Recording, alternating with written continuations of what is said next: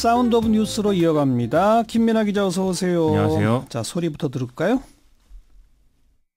우리 여동생이 공수부대한테 거시기를 당했다는 거예요. 그래서 여고 1학년 때였는데요. 네. 집으로 가다가 혼자한테 그런 이야기 했더니 여러 사람들한테 그때 청문회 조사하는 과정에서 이모 분이 정신병원에 갔고 또 이경모란 그분은 성폭행 당해서 그 이후에 그 비참한 생활을 하다가 분신 자살했다는 얘기를 제가 들었습니다. 진짜 피해자 그분들이 왜 그렇게 살아야 된가요? 성폭행 한 사람들, 그걸 지시했던 사람들, 5.18을 일으켰던 사람들, 발표문에 냈던 사람들, 이번 기회에 정말 진상규명해서 역사 앞에 좀 떳떳하게 설 수 있도록 해야 됩니다. 네, 어떤 소리인지 좀 설명해 주세요. 광주 MBC의 5.18 민주화운동 부상자 동지회의 이지현 전 회장이 나와서 하는 얘기인데요. 한겨레 신문이 어제 오늘 5.18 당시 계엄군이 여성을 집단 성폭행했다 이런 의혹들을 보도를 쭉 했죠. 그랬죠. 어제는 이제 당시 집단 성폭행을 당한 여고생이 충격으로 이제 여승이 됐다 이런 이제 사연이었고, 오늘은 사건의 피해자가 당시에 혼자가 아니었고 3-4명 더 있었다 이렇게 발언한 구술 자료가 있다는 내용이었습니다. 네, 그 얘기는 아주 예외적이고 우발적으로 성폭행이 이루어진 게 아니라 상당히 상습적, 조직적이었을 가능성도 있다는 얘기 아닙니까? 그런 가능성을 이제 볼 수 있다는 것이죠. 성범죄를 포함해서 이제 여성의 당시 피해자들 사례는 1990년 5.18 이후 10년 뒤에야 5월 여성회 등에 의해서 수집이 되기 시작했을 정도인데, 여성의 피해를 말하지 않는 사회적 분위기가 있었기 때문에 그만큼 이제 이런 피해를 얘기하는 게 쉽지 않았다는 것이죠. 네. 이번 한겨레 보도도 당시 전남도청에서 안내 방송을 했던 김선옥 씨가 38년 만에 피해 사실을 공개하면서 쭉 이어진 것이기 때문에 아직까지 안 나온 얘기들이 많을 것이다 이렇게들 지금 추정을 하고 있는 상황입니다. 그 김선옥 씨 저희랑도 인터뷰를 했습니다만 엄청난 고문을 당했다 이런 거를 다 공개하지 않았습니까? 그렇습니다. 국방부가 진상조사할 계획이라면서요? 오늘 이제 국방부가 법무관리관이 주도를 해서 자체 진상조사를 하겠다 이렇게 밝혔는데요. 피해자들 면담을 통해서 이 진상조사 실시해서 자료를 이제 마련을 하고 9월 달에 5.18 진상규명위가 이제 공식 출범하지 않습니까? 거기에 이제 제출하겠다 이렇게 얘기를 하고 있습니다. 그런데 워낙 오래된 일이라 이게 가해자들을 찾아서 처벌까지 가능할까요? 공소시효나 이런 문제가 있는 게 사실이죠. 일각에서는 군대가 총기를 이용해서 체계적으로 민간인을 학살하고 여성을 성폭행한 것은 유엔 협약에 따라서 공소시효를 적용하지 않기로 한 인도에 반하는 범죄, 이걸 다뤄야 된다는 주장도 지금 나오고 있는데요. 그렇죠. 또 다른 전문가들은 현실적으로 뭐 처벌이 어렵다라고 한다면 그렇다 하더라도 진상규명을 명확히 해서 역사적 사례로 이것은 다 남겨야 된다 이렇게 주장을 하고 있습니다. 책임자를 가려내기 위해서는 당시 계엄사 합동수사본부 수사관들에 대한 조사도 이루어져야 된다 이런 지적이 나오는데요. 당시 합동수사본부의 직제표나 이런 것들이 남아있기 때문에 의지를 가지면 불가능하지는 않을 것 같습니다. 네. 그리고 그 당시 피해 입은 분들 이제라도 목소리를 내셔야 합니다. 맞습니다. 자, 국회 상황 좀 점검해 볼까요? 김성태 원내대표는 이제 실려간 상태고 지금은 이제 국회의원 사직서를 빨리 처리해야 된다. 그래야 보궐선거가 있을 수 있다. 이 얘기 나오지 않습니까? 지방선거 나가는 국회의원들. 그렇습니다. 그래서 직권상정을 해야 된다. 이 얘기가 지금 많이 나오고 있는데요. 오늘 정세균 국회의장은 자유한국당 김성태 원내대표 단식 농성장을 찾아서 정치적인 이유로 정당이 기본적 민주주의를 훼손해서는 안 된다라면서 직권상정 문제는 굉장히 엄중히 보고 있다. 이렇게 얘기를 했습니다. 또 특단의 조치를 취하겠다. 이렇게도 얘기를 했는데 이게 이제 언론은 직권상정을 시사한 것이다 이렇게 일부 해석하는 그런 상황이었습니다. 직권상정을 할 수는 있는 건가요?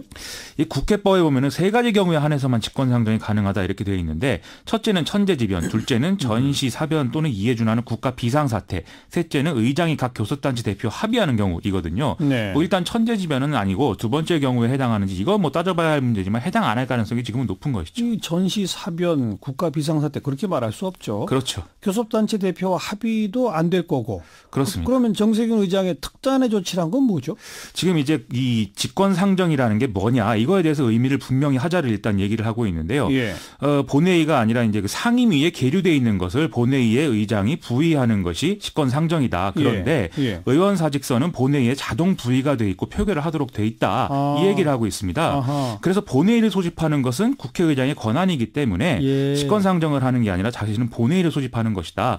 따라서 이 최소한의 처리 기한인 14일 날에 본회의를 열어서 표결 처리 시도하겠다는 얘기다. 이렇게 설명을 하고 있습니다. 의장의 권한으로 본회의를 열면 이 사직서 처리는 자동 부의가 되는 거니까. 그렇습니다. 그럼 부의까지 되더라도 이게 통과는 되나요? 숫자가 지금 애매하잖아요. 그렇습니다. 계산을 해보면은 본회의에 147명 이상 출석해서 147명 이상 찬성을 해야 되는데 과반 출석, 과반 찬성이니까. 그렇습니다. 예. 더불어민주당이 121명, 평화당이 14명, 정의당이 6명 이렇게 합치면 141명이거든요. 예.